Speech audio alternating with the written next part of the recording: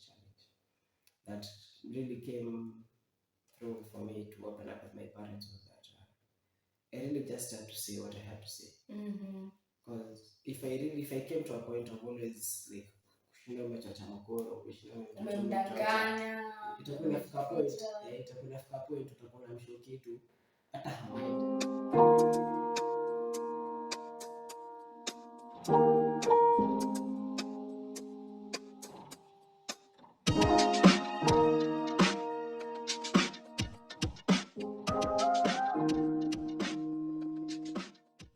Do you know how to stay open or close to your parents? Have you ever been to rehab or are you thinking of joining one? Well, today I have been joined by a very handsome guy called Marvin, and he's going to tell us his experience with his parents and his experience during rehab. Welcome to Gravity Talks. I'm your host, Rita Saibel. What's up, Marvin? How are you doing? How's your day going? Hectic though, but you have survived. How about your week? The week has also been nice. I can't complain. Yes. So Marvin, would you give us a brief synopsis about yourself? So no problem. Yeah. Full names Marvin Jaroge. I live in Juja, Kenyatta Road. Currently I'm about to finish my studies in psychology, Kenyatta University. I don't think I am. My occupation, I am an overall artist, all around. I do tattoos, I do canvas, I do any kind of painting, I do it. And I can also say, since we are having a rehab talk, I am something close to a year sober. Something close, not yet, something close. And something brief. I'm also single. For those who may get a chance to see this, I'm also single. He is. I'm also single. Yeah. I live with my mom. My dad is there, but I just live with my mom. Okay. Yeah, she does everything for me, and I highly appreciate her a lot.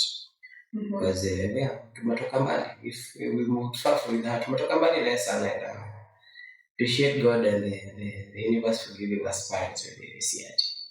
So. Yeah. Congratulations for being sober in a year now. Yeah. Tough. Very tough. Really? You'll give us this story in a while. A day at a time. Okay. So would you give us a brief story about your childhood as a Gen Z? Yeah. Childhood as a Gen Z, I don't think it's been that bad. I'm in a family of 3. Yeah. I'm the last born. I'm apparently the only male in the house. So automatically media was a kid. So I really didn't have a lot to struggle with. I went to good schools, went to a good school in Githurai, went to Pioneer School, went to Universal Boarding, and now I'm in KU. So I won't complain to the education sector. It was all good. To all the basic needs you've been having. Yeah. All the basic needs. The fingertips are the fingertips. I can't complain with that a lot. The thing I might maybe just add on to something according to just my life experience is social settings with different genders. For me, I've just been struggling heavily with the opposite gender because I've studied with men for almost 8 years. And okay. Yeah. So treating women for me would be, I think I said, the biggest challenge. Treating women? Yeah, treating women. Just because you've been staying with men. Men have different stories of how women are. And I'm not sure if that's how women are for sure.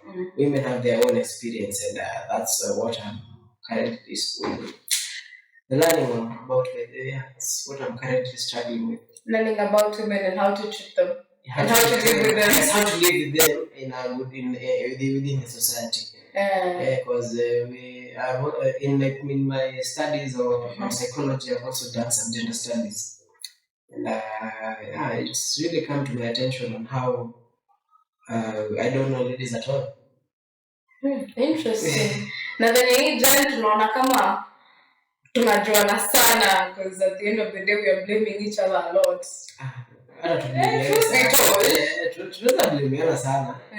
Lakini at the end of the day, personally for me, I just can't come to a heavy conclusion about a female gender. So I really have a lot of experience to go through there. And that is, I can say, even a point to which maybe a parent might have failed, you know.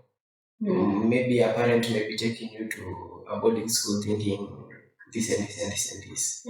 Na ajui huyo mtu wetu atoka hapo na experience yake tofauti kando na ile mzazi ile alikuwa anatarajia. So yeah. Experience tofauti ni kama gani? For me, I might say, okay, in a boys school, there are a lot of men shit, as in there are a lot of boys shit that you just can't do with ladies at all. Like hanging out, you can't hang out somehow with a chick. Okay, hang out nice and automatically atakuwa redeemed as your girlfriend. Ataka hawamjui. You know, you will automatically utapatana na some gays. It's inevitable. It's kind of inevitable with the way, because manze mnakaa almost 4 years seeing boys only. Hautakosa kijana fulani pale bado akajijua sexually vizuri. Hautamkosa. So generally unasema kuna issue na boy child. Sitasema kuna issue. Tuseme tu kuna wale wenye hawajajijua sexually mapema tuseme. Okay. Okay. Yeah. You've talked about your experience, like you have a heavy experience. Would you tell us something about that? Your life experience in general. Okay, my life. Yeah, what you have been through as a Gen Z, you know. As a Gen Z. One of the, I think, actually positives, maybe positives and negatives in Gen Z. Which are considered negatives. One of the negatives is called Gen Z, like heavy, is we have breeding years. Very, very, very breeding years. But since we are being raised with traditional parents, it's gonna be like really hard for them to get what we really wanna do. Because for them, yes, they want us to succeed, but they want us to succeed in the ways that they know or have known or have been knowing to be the best ways of how people have survived. Like, they take the best examples, be a doctor, engineer, pilot. They know that those are the jobs that have been paying, and we have seen them we've seen their own eyes. So we want our kids to also be the same, but they have also forgotten that we are also evolving one day. There are also opportunities coming up for youths that don't really necessarily have to be a pilot or a doctor. Career based, best career. Those top careers. I can call them top chef careers. Those top chef. Because if you need to be there, maybe it's like some tough work. Pilots, a small experience. I dropped my aviation course in for a while. Because those parts, the theories, the physicalities and the engineering, Like anything in mindset too. For me, okay, nitasema ni mindset na bado nikao na rada.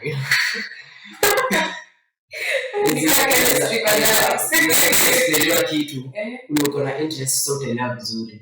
Maybe uko na like some few like unataka kujua let me take kandarada. Lakini whatever this guy is saying is like uko blank. Niko nasikia what tetrahydrides na and all that in a certain type of setting in a subject. So let's say if you really want to do a parental course, if I wanna say that a course that a parent has chosen for you, itabidi mungangana kabisa by the way.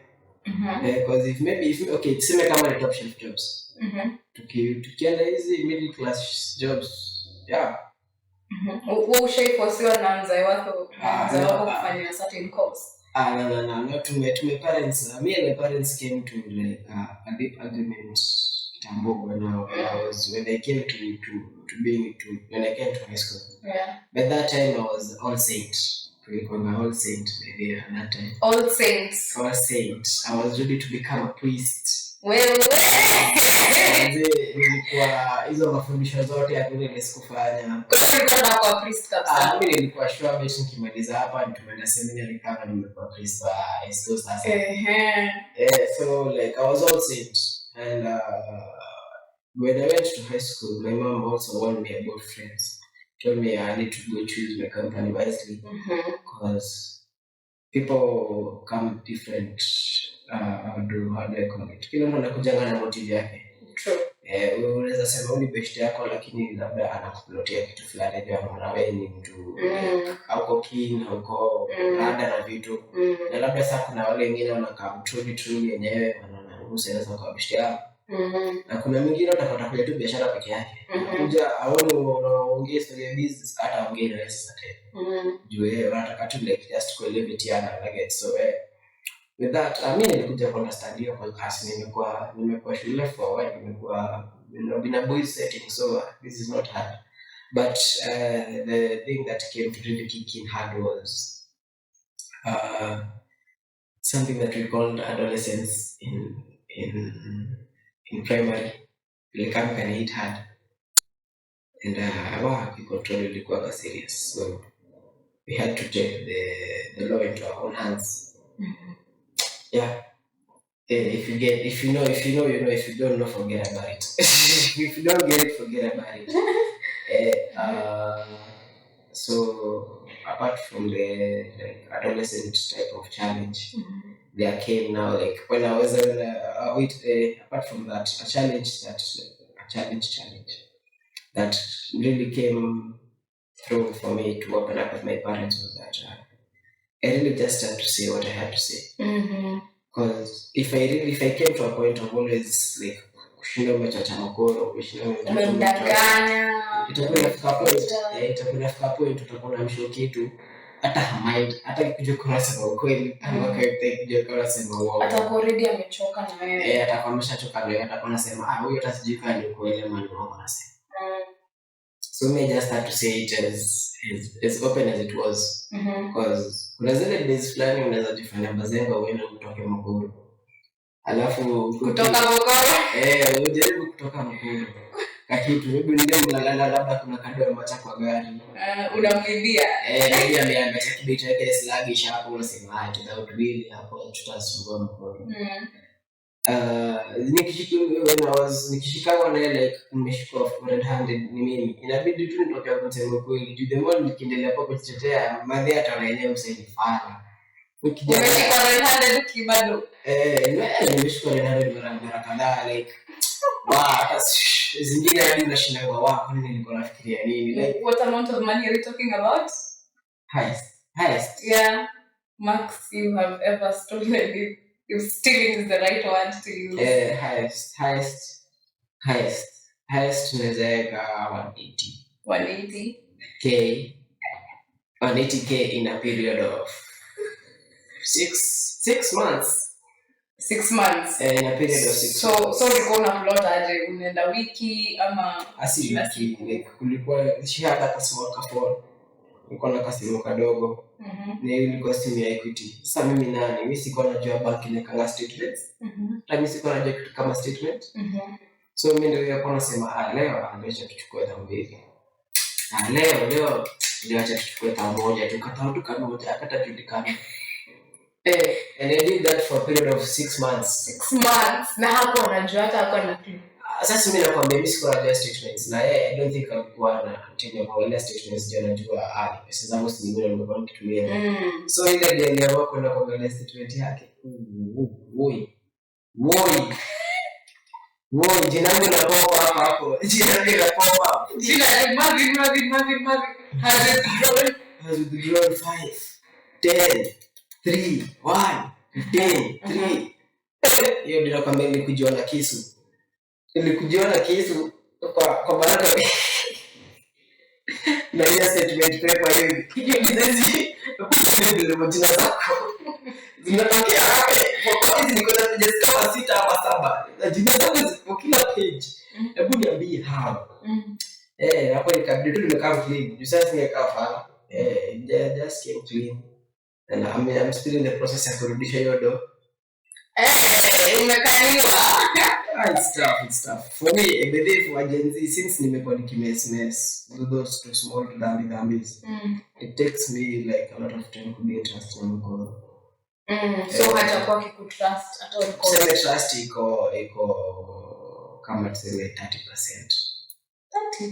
30. As in, another trust like kitu fulani, but kuna hiyo 70%. I'm still working on it. As a Gen Z, bedem mess. Kai. Parents are really important. Traditional parents are taking these things seriously. Ukimess umemess. Na sisi, mimi nishakwambia. Ukimess umemess. So intentions zako za kuchukua hizi do ilikuwa nini? Like Mr. To be honest, by the way, Gen Z guys, you should look for financial advisors. Mimi niko na ibatu for the fun of it, as in juu siko najua kutumia do, as in siko najua ni juu like if I knew it was going to sum up to like to 180k, 180k, that's a good startup bwana. Unaweza patia mtu 180k na utaimona tena. So for me siko najua like proper ways of utilizing money. Like up to today I'm still struggling. So we need a financial advisor. Financial advisor will do something about it. Is like really important. Do the Gen Zs tuko na kaka habit ka sherehe. Nah, I don't think it's I don't think it's a Gen Z problem. I think it's a stage. It might be, maybe it happen kwa hata hizo generations zingine at a certain stage. Yeah, but pia saa zingine naonanga watu wengine ni kujekelea tabia fulani. Wasi kujekelea ni wale wenye washazeeka na bado wana the same tabia. Kuna watu wao jekelea a certain behavior out of nowhere. But anyway, we don't judge. Yeah, it's a safe space. It's a safe space, yeah. So, but for us Gen Z tuko na kaka I don't think sema tulichanuka vizuri sana, hata kasi usema si tumechanuka, because those traditional the traditional parents have also gone through something. Zile hadi si wenyewe after go through, because they are really making all their efforts for us not to live like them. They want to give us another type of life. But they are also forgetting this type of life inakuja na lifestyle yake tofauti. Yeah, things are changing. Expect kutotupatia duties za home, like kama for example I have a friend akina D, they are aje kwa nambocha asi at all. But those guys are like wholly like fully responsible guys. Wanaweza chiwa keja na wakose kuweka form for a whole 3 months. Wakose kuangusha bash. Itakuwa fully taking care of the house. It's also venye iliacha na mzazi. Exactly. Like the house still remains the way it was like. So like I think for them they are the same age now, but wamelelewa in a very strictly and like responsible way. But I'm sure your mom has also done that to you. Mimi sasa sisi tunabembelezwa. Kwanza mimi ni last born, mimi nabembelezwa. Hadi leo mimi ni ile layers. Mimi mayai kabisa. Mayai. Like duties and if you like just normal duties always zilikuja kuishia primary, because in primary like and it was just in school called nilikuwa boarding, we had these two duties, this cleaning your clothes, watering the whole compound of the school, washing the classes, washing the dorms, or make sure my staff rooms were safi and all that. Yeah. Those duties came zikaisha kabisa primary. High school tunashia nguo, tunafanya compounds. Duties it was just to read. Hizo zingine zinafanywa. So like kukuja kupika, actually nilikuja kupika I think 3 years ago. Like nikiwa mkubwa. Sasa hizo at that time mimi nilikuwa najambia kitchen, mimi ni mwanaume nafanya nini kitchen? Mwanaume saa ngapi? Wewe. Ile kitchen ndio inataka kwa rangi gani kweli? Mwanaume watu kuleta food kwa nini? Nimezoea kubembeleza si ati. So ilifika a point I was seeing some friends of mine sasa wenye tulikuwa high school now, they were living like a hard type of life. And I was like, I had life bana, kwani hawezi ng'ang'ana course of life? Because for me nimekuja nikaipata hivyo, I have not hustled for anything, sijang'ang'ania kitu yote, so everything is just like coming freely and openly. So hakuna like, there was no point in time I had to say like I'm a very highly confident type of guy. Just, like, even just going for a glass of water and get shut and watch. I would know it was the like Mr. The house manager. Yes, house manager. Oh yes, house manager. Even if this came, it was crazy. So like for me, it's just been a soft life. Very soft, very soft, very soft. Yeah, you've mentioned about rehab, your experience in the rehab. Give us your story before and after. Before and after. The entire situation. For the before, to my audience out there, I started doing drugs immediately after high school. Prior to that, I had no idea. I never had an idea that they were drugs. The only drugs I knew were like the popular ones. Mimi nilikuwa holy. Like someone is fat, lakini I was holier than holy. Like hiyo day ningeenda mbinguni na mikono juu. Ningeenda kama what was this guy was taken direct to heaven. Direct. Enoch. Enoch. Nilikuwa kama Enoch, ningepelekwa one time. Yeah. So immediately after high school I joined KU. KU imetachishwa lakini we shall try. So nimeenda KU. I've met up with my roommates over there. And all of them apparently started doing drugs in high school. I was even shocked because niko how ungesoma aje yenyewe. So I'm like but now since niko campus, like I gotta try these things. You're an adult, you have an ID over 18. I gotta try these things. You're away from home, there's freedom. Yeah, I really had to try. So the first drink I tried was a Chrome vodka, the famous one. It wasn't that bad, but I don't think I really liked the drug effects. Like, wow. For those guys taking alcohol, I don't know why. If you really like kama wewe ni msee wa alcohol sana, go see sana. Personally nimeona watu wa kunywa ni watu wana shida fulani. Shida fulani spiritually, mentally, like si ati hakuna wakunywa for fun. Kunywa for fun. Bad experience with it, so higher.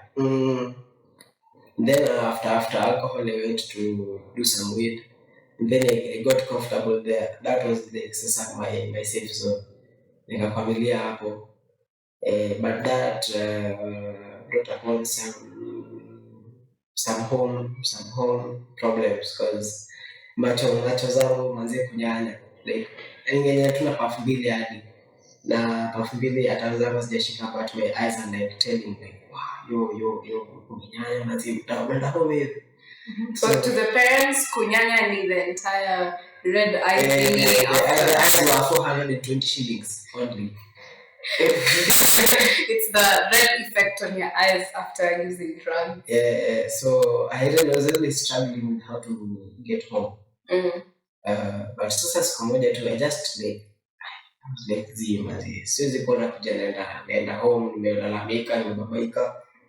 So from a tip from my mom's friend, I just came to confess honestly that I consume weed to my parents so that I can see the way forward, because at that time as it was like, so smoking was you got used to it. I won't even say got used to it. I liked it the same way you like ice cream. Ooh, I do. But the same way you'd like ice cream, or the same way you'd like Oreos.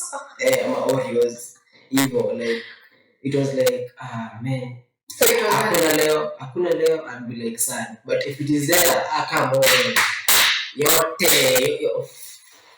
hatuache kitu nyuma at all. So ikafika point fulani, by the way I became sasa kind of rebellious. And I had to move out from my parents' home. Were you chased out, or was it your own decision? As you have heard, I have said, I had to move out of my parents' house. So they chased you out? As I had to go. So you went. I took it upon myself to go. Okay. Yes. Because you wanted more of that, or I just wanted to experience that type of life. Let's just say. By the time I was moving out, I still didn't know how to cook. And the only thing I knew how to do was just manual, the basic duty stuff: washing the clothes, washing the house, making sure kila was safi. But dietary, proper dietary. I need also a diet advisor. I hope. Nutritionist. Yes, I need a nutritionist also, financial advisor, and someone else. So yeah, when I moved out, I had some cash with me. That's lucky, but it wasn't like cash to hold me for a long span. For a long span. So I had to also look for an alternative way of getting cash. At that moment in time, I also called off a semester. Ilikuwa ile time ya corona, vile corona iliingia tu hivi. So I called off the semester to be continued another time. And I now started hustling now for the proper way of saying it, hustling. So you were hustling for survival? Yeah, I was hustling to keep myself in the house. In the process, I was able to become a tattoo artist. I was able to meet a friend, a very good tattoo artist friend of mine. Was actually my neighbor. He introduced me to everything, the machines. He taught me everything. And at that time, I had an interest because at that time, it was a tattoo already.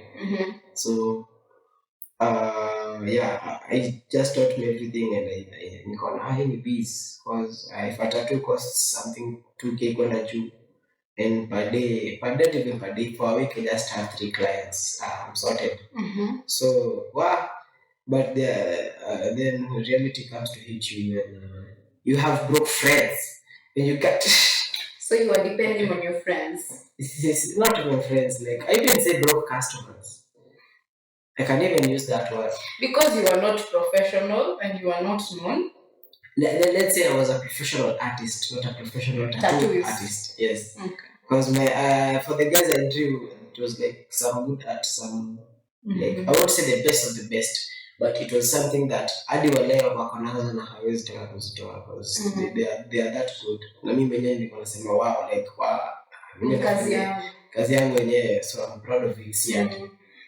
So but at the moment I was getting some like really cheap deals, like punch per tattoo. Punch me 500. It's okay.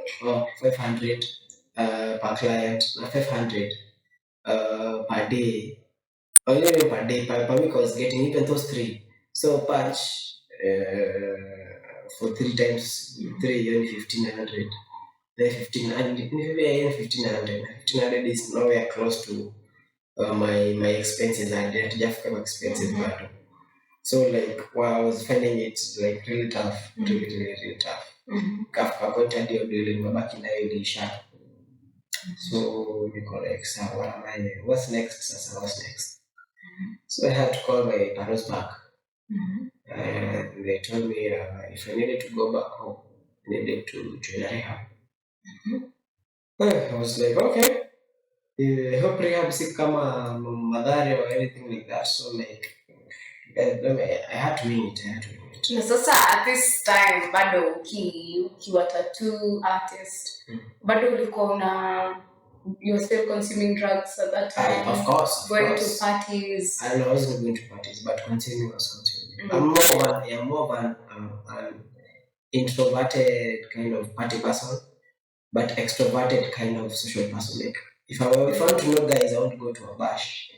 I'd go to a small event somewhere like a small place, like a place kuna makelele mingi sana. Place like a good arts, kama art galleries, photography, video shoots. Hizo nazaenda juu hakuna makelele mingi, but parties maybe indoor parties. This is a club, no, not a club person. Okay. Yeah. So what kind of friends did you attract at this time that you were there in whatever you are? I can say all types. I met with business guys. I met with fuckboys. I met with bad bitches.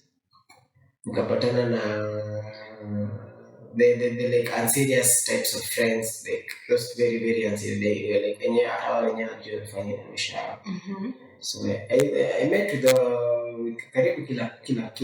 And I don't think nikiwezana hivyo kwa contact list yao, I think I can even group these 20 friends when you had these 20. So yeah, I had all of them in one cluster.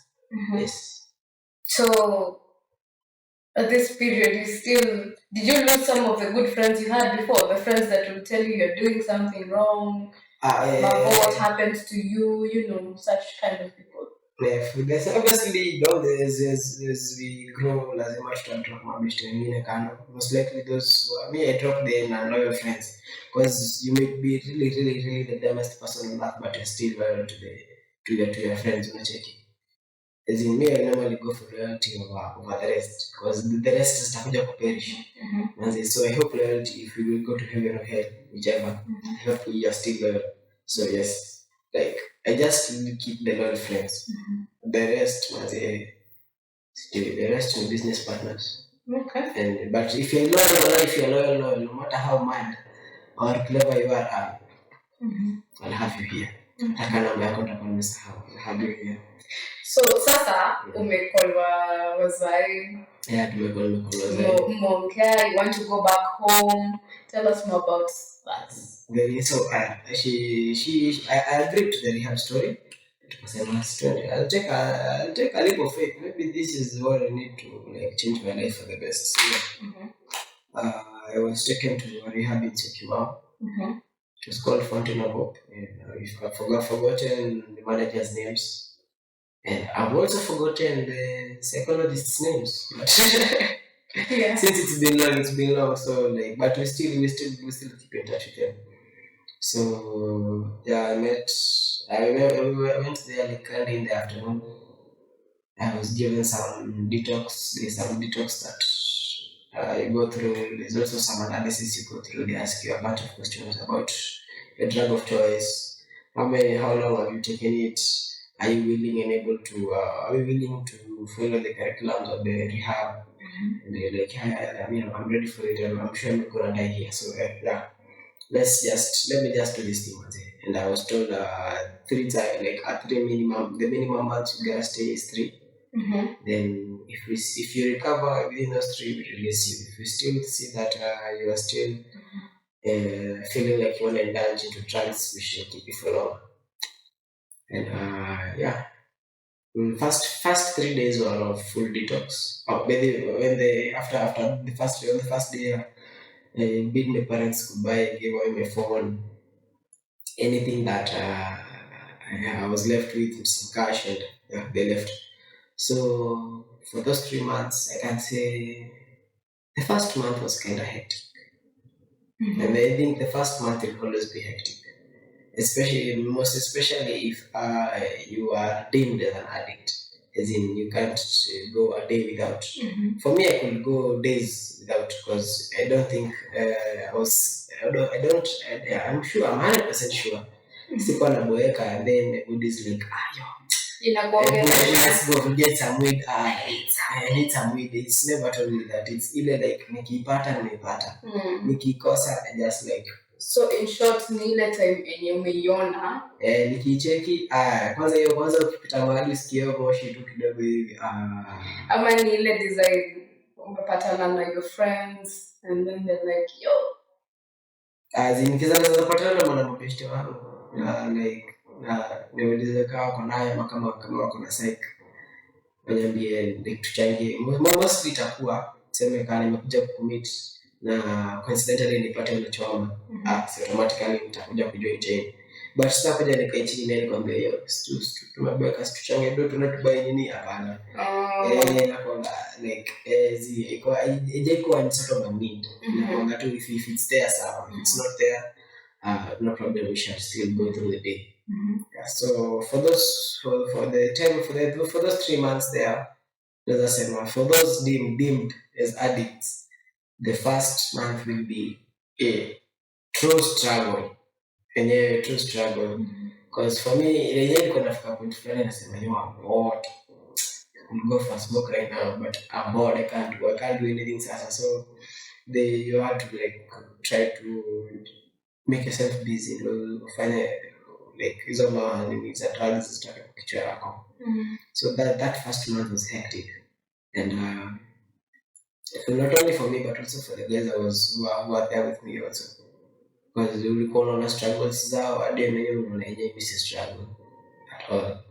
These guys really struggling. Ana complainia psychologist, ana complainia watchman, ana complainia anataka yeye anadai tu mpatie tu mpeleke tu hapo nje tu apige tu moshi moja ya feki ama kikombe moja ya keki alafu atarudi itakuwa tu sawa.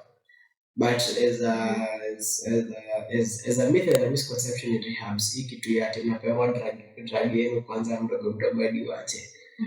Hiyo haiko, hiyo msichoche. Hiyo usiende rehab fulani ufikiria mimi nakunywaga ataweza kunipatia makota mpaka ile siku ile wataacha kunipatia. So hiyo sahau, hiyo haiko. So like they really were like struggling. And for me it was like really struggle, but si sana. Because sikuwa like it was not my main concern. My main concern was like when are these 3 months ending, it's total station. They wanted to go back. Manze boredom, like ulikuwa unafika a point in boredom, like unasoma kitabu unamaliza, unasoma gazeti unamaliza, una watch TV hadi unakosa kuona kitu ya maana kwa TV. Unaongea na kila msee hapa hadi sasa unajua kila msee, hadi sasa hakuna haja ya make up story na msee. So ilikuwa inabidi tu tulio saa zingine unatoka rooftop kama kwa kabalkoni hivi uangalie tu view na ubweke tu hapo na mpaka siku ishe. So yeah, with that, apart from that, I don't think kama kulikuwa na challenge kubwa sana for me personally. But the things like there were good things that came out of the rehab, because sikuwa expect vitu zitakuwa hivyo. Number one, okay, but I think it is a different na kila rehab. The guys that were with there were chilled. There was no like mad person, like that mad way, like ile mkotawa alafu na chiki msana fanya kitu fulani, then everyone is looking at the guys thinking that you chiki vile amechizi. There was nothing like that. It was just like a chilled person. Unaona tu mseni normal, but he is even telling you straight, I struggle with this and this and this. They were open with the conversation. They were very open. Apparently I was the youngest. That rehab. The rest were like above 27. I was just the youngest there with, I think, 21. Yes, I was the youngest there, 21. Even those guys, they were like, hey, yo, what are you doing here? You're too young to be rehab. Too young to be in a rehab. I told them, I was told I have to come here. So I had the day, I couldn't say no. So no, yeah, the environment was nice. The people were good. The food was nice. The company was amazing. People, kila kitu ilikuwa tu poa. Like hizi mamix mingi za rehab ziliishia watu zote hapo leo. So I'd advise for those who are thinking of going to rehab, take the leap and just go. It is a struggle. Hakuna kitu leo utafanya litakuwa struggle. This is gonna be a tough journey. The toughest you'll ever have to go through, by the way, if you are deemed as an addict. Kama mwenyewe unajua ni addict, it's gonna be really tough. Like so tough, but end results mazuri, unatoka lapo ukiwa fresh, unatoka lapo na feeling like it's a new you sasa.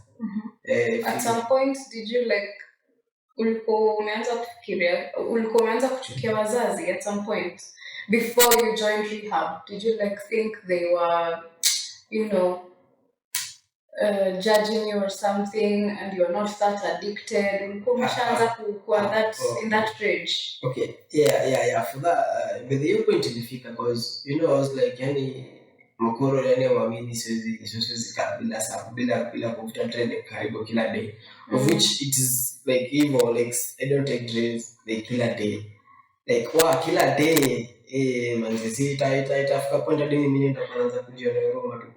So she didn't believe it actually. So I was like, you know what, rehab good. Mimi sijaona msema na rehab kadidi, unless ni yule msema amekuja na ile deep addiction, like the heavy, there are like those heavy addictions. Zile like enyewe hawezi enda a day bila kunywa hata kama moja, like kuna hiyo, unajua hiyo point hufika.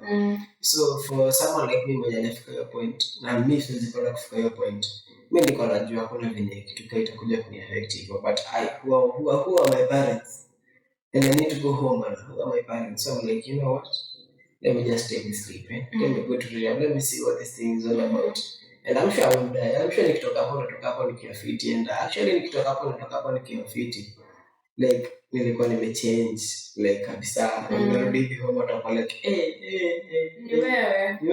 Kwa hivyo you were very worse before. Hata mimi nilikuwa na shida gani, kwani nilikuwa nafanya kazi kwa watu wa jeneza na sikuwa naambiwa. So kwa hivyo ili make a positive impact na haujai regrets. Mimi sitachocha. Naweza rudia rehab. Naweza rudia because the experience is nice. Your body comes to like, sema kama ni like sema ni msaje na rehab na ni msako 40s. Sema 30. Anaweza kuwa na 10 years of experiencing zero soberness. Like set a zero, tuseme in a day atakuwa sober for like 7 hours, the rest of the hours ulevi, highly stupid. Tukiwa rehab una experiencing a full 24 hours ile sober unasikia ukiwa mdogo, and then like sasa it comes to inakuhit as an adult, zile vitu zile unaweza kukidu, zile si lazima kunywa, si lazima kuna take drain, ile zinakamini zinakuhit at that moment. Then for inabidi sasa you grasp and you try to adapt to it. Ndio kutoka nje, because the moment you can be past the gate, no drugs are entering at all. Hata pana kulikuwa na obviously ka dispensary. Those hapo tu kulikuwa na drugs na zile drugs za kutusaidia medication. The rest hapo ungeona hata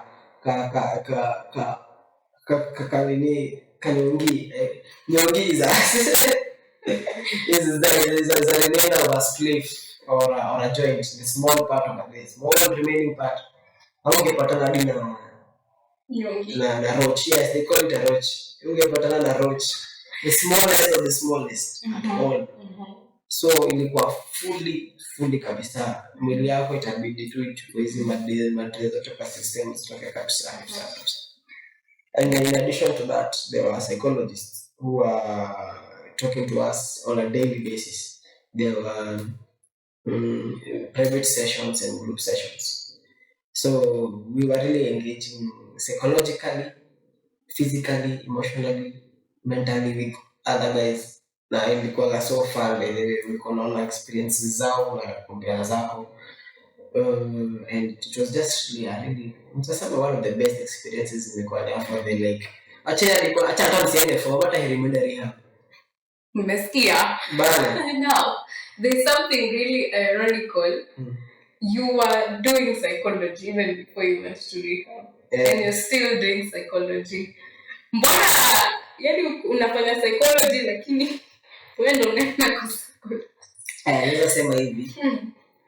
Psychology is it's one of the best things to ever learn, and it's normally just about human behavior. You come to learn about human behavior in all platforms, because psychology inakuanga subdivisions zingine za chemistry. So when you come to learn about human behavior within all platforms, it comes to a point at when you're not cheesy. Like cheesy kweli, but you come to learn some facts about something, then you like start to wonder, these things are making sense, but what so like you come to see like even these psychologists that gave us the information that we have, they themselves are not perfect psychologists. They just had at a good day in time came up with something perfect that could really help us down the line. Okay. So unaweza ona psychologist pale usemewa nini, but psychologist amepitia vitu most ama pia ana go through something because the psychologist, him or herself, is also trying to find him or herself within the department of psychology. Interesting point. At least if you want to be like, kama unataka kujita one of the best psychologists, you really have to know yourself to the core. Ufai kujiacha like some things of yours kando. You need to know yourself to the core and how to control yourself in certain types of scenarios. Other scenarios will automatically wenye zingine sana kupeleka tu astray.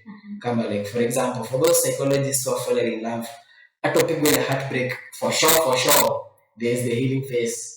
Na kila healing phase kila mtu heal tofauti. Usiseme tatisaji mimi psychologist utakuwa heal by kesho. It still hurts as a human. You still go through what a human goes through. So we don't see ourselves as like perfect. Mimi mwenyewe kwa rehab, it was like hitting two birds with one stone. It was learning more psychologically of how rehab works, and also using it to my advantage to help me improve myself psychologically, physiologically. And the rest. You know that. So as we wind up in our first part of the show, kuna wazazi, their parents who complain that they take their children to rehab, but they turn out to be worse after rehab. How would you advise the parents and the youth or the teenagers going to rehab? I will. This is to the parents, kwanza. To the parents, don't really have high expectations. Unaweza kuwa umetoa hii like ya 300, 400, 500k pale rehab, na mtoe kwa kutokea as expected. So you really gotta lower your expectations, because for me nikisema niko a year sober, there are days manze you are fallen into temptation manze.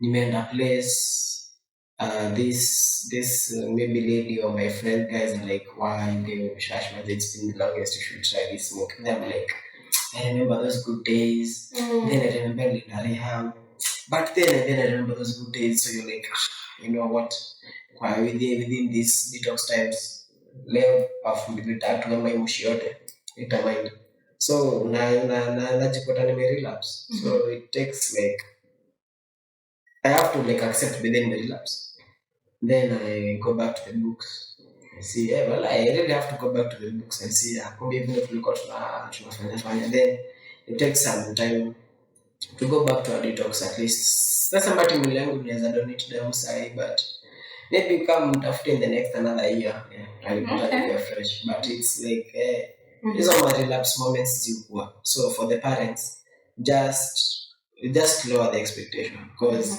mtoi wako anaweza kuwa anaenda huko na anangoja tu kutoka ndio ajiulize tena kuosha mwisho yangu ya kwanza wapi. Ashapanga hadi washambia wase wanatoka kesho. So make sure mmeweka matei kando. Make sure the weed is there, make sure the guards are there. Manze hiyo day nakuja. Hadi nimeenda detox ya 3 months. Detox ya 3 months si mchezo. So for the that's it for the parents manze. Low expectations. The best thing is just expect the best. You just pray for the best for your kid. Akwa ameenda kwa mikosa. Anaweza badilika, anaweza kubadilika. That's up to the kid now. You may unaweza kuwa sasa unajaribu bado uende kwa witch doctors na vitu zingine na and it's up to the kid. Kuna wazazi wana going through high blood pressure, wanaonanika yani they fall sick literally, na hii situation yote ni decision ya umsi. Na unajua, I'll tell you this for free, parents. We have choices to make, and you will tell us a lot. Mtatuambia tusomee and all that, but in real sense tutafanya kenye tunataka. That is Gen Z, just being honest. This is for free. Parents are vessels, but we shall keep you in mind. Tukifanya kenye tunafanya, we shall keep you in mind. Tunalala huko hakuna venye we shall usionange ati we keep you guys to consideration, but sasa si like sema kama for example nataka kwenda form na hii form ile naenda sijakwambia like exactly vile inakaa but mimi najua vizuri sana mimi siende kuchachisha cause nikienda kuchachisha najua sitarudi home vizuri, so I'm keeping in mind nikiweza rudi home kama uko utakuwa na shida, you know, if I come home early niko sure utakuwa na shida, if I come home fully drunk najua utakuwa na shida. So like I myself as a this is Gen Z personally from my side sitaki kuangusha mkono wangu sana. Naweza kuangusha ndio kuna saa zingine tunaangushanga wazazi but tunaangusha sana. Kimaangusha sana. Unachoma. Na kwa sasa tike hadi kujitetea wallahi by the way. Watike sana kujitetea. You've had that from Gen Z. Now to the youth, the teenagers. Rehab is hard. It's hard. Kama wewe mtu mwenye unajichochanga pale home tunaweza enda detox ya 1 week, 2 weeks. Jaribu 2-3 months. Ukiwa tu home. Believe you me, it's the first month bro utakuwa umekunywa sawa. Lakini it's hard.